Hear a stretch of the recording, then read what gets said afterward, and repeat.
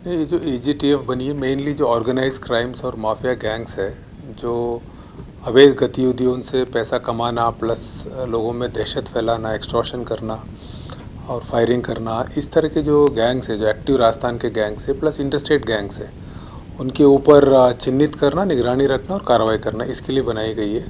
इसमें एक तो हमारे हमारे जो हमारी ब्रांच में ही एक करीब 30-40 लोग एक्टिवली इसमें काम कर रहे हैं। इसके अलावा हर ज़िले से लोग जुड़े हुए, commissionerate Jaipur plus SOG ATS से भी अधिकारी जुड़े हुए, उन सब के साथ सारे ज़िलों के साथ कोऑर्डिनेशन करके हम लोग इसमें कार्रवाई कर रहे हैं। फिलहाल राजस्थान के लिए बड़ा चैलेंज हम मान सकते हैं कि जो यूथ है उनको ये जो तमाम बदमाश हैं वो टारगेट कर रहे हैं, चाहे वो सोशल मीडिया के जरिए हो, इंस्टाग्राम, फेसबुक, वहाँ उनको अलग अलग तरीके से उनसे बातचीत करना और उनको अपनी गैंग्स में शामिल करना, कुछ इस तरीके से कर रहे हैं। एजीटीएफ भी उस पर सतर्क रहती है और ऐसे लोगों को चिन्हित करती है। कैसे ये लोग क्या ब्रेन वॉश करने की कोशिश कर रहे हैं युवाओं का, राजस्थान के खासतौर पे पश्चिमी राजस्थान के या सरहदी जिले हैं वहाँ पे, क्योंकि नए युवा जो हैं वो काफ़ी सारे इसमें शामिल हो रहे हैं। नहीं, जो युवा है, जो काफ़ी लोग, कुछ लोग बेरोज़गार भी है और कुछ लोग क्रिमिनल्स की ये समझते हैं कि ग्लैमरस वर्ल्ड है, उसमें लोग फंस जाते हैं और अरेस्ट हो जाते हैं। अरेस्ट होने के बाद पछताते भी है। अभी जितने लोग जो अभी अरेस्ट हुए हैं उनकी ज़मानत भी नहीं हो रही है। और ये गैंग्स क्या करते हैं, उनको अपने काम के लिए यूज़ करके उसके बाद उनको पूरा छोड़ देते हैं। इनको अभी फॉर एग्जांपल अभी नीमका थाना में हमारे एसपी अनिल बेनीवाल ने एक को 3-4 लड़कों को पकड़ा। वो उन लड़कों को हथियार भी पकड़े गए। उनको किसी जगह फायरिंग करने के लिए उनको, मतलब ये जो बाहर जो बैठे हुए जो क्रिमिनल्स हैं उन्होंने कहा था। अब इन लड़कों को ये प्रॉमिस किया था कि 50 लाख देंगे। जितने भी लड़के पकड़े जा रहे हैं उनको 50 लाख, 1 करोड़, 2 करोड़ देने की ये लालच दे देते। ये लड़के भटक के उसमें इनके बहकावे में आ जाते हैं और कोई वारदात करने के लिए पहुंच जाते हैं। और एक बार पकड़ में आने के बाद कभी कोई पैसा नहीं मिलता है, ये तो जेल में सड़ते हैं और इन केसों की सज़ा भी हो जाती है और ये बाद में परेशान भी होते हैं।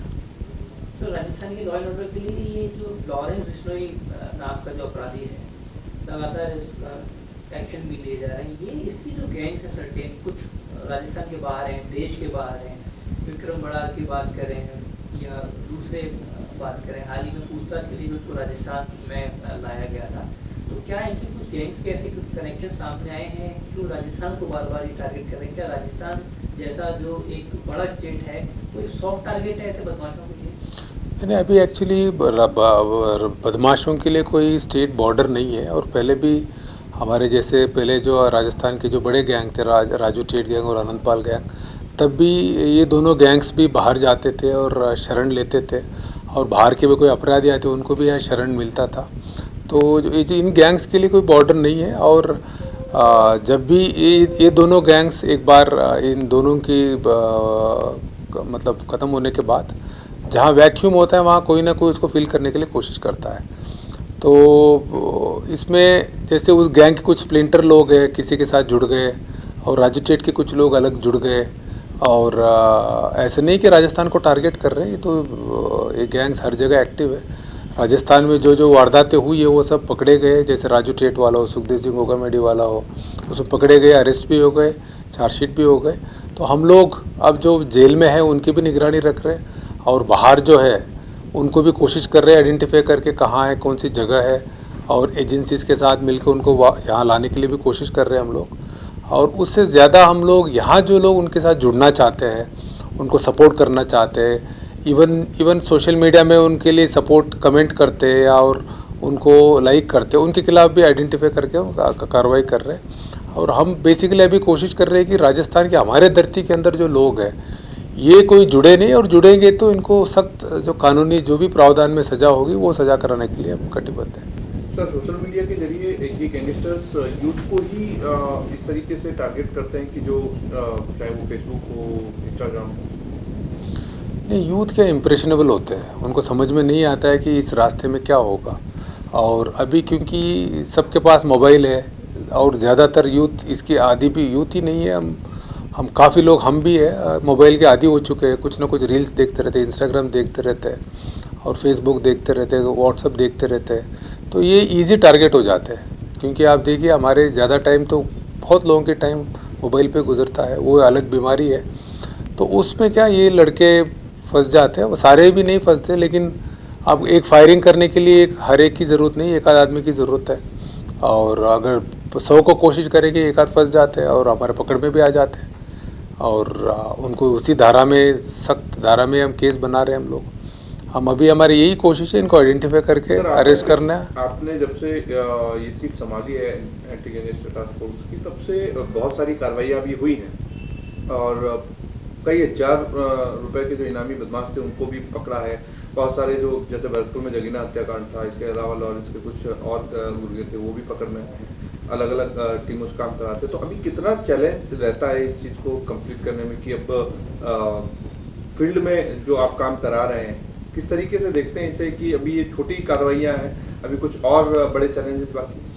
नहीं, एक तो सबसे बड़ा चैलेंज है जो बाहर बैठे उनको लाना है, वो सबसे बड़ा चैलेंज है। और इसके अलावा जो सिर्फ यही गैंग्स नहीं, इसके अलावा भी जो गैंग्स है, भरतपुर के अलग गैंग्स है, उदयपुर के अलग गैंग्स है, जोधपुर के अलग गैंग्स है, और नारकोटिक्स के अलग गैंग्स है, दारू तस्करी के अलग गैंग्स है, उन सब के ऊपर हमारे निगाह है।